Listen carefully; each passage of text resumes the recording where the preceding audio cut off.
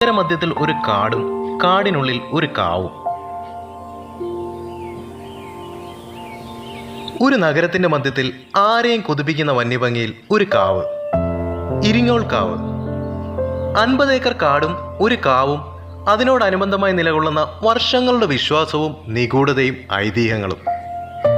ഈ കാടും പച്ചപ്പും നമ്മളിലേക്ക് പകർന്നു നൽകുന്നത് നയനമനോഹരമായ കാഴ്ചകൾ മാത്രമല്ല, കിളികളുടെ താളാത്മകമായ സംഗീതത്തിന് പുറമെ മനസ്സിന് ഉന്മേഷമേകുന്ന ഒരു നിശബ്ദത അതിവിടെ നിന്ന് നമുക്ക് ലഭിക്കും.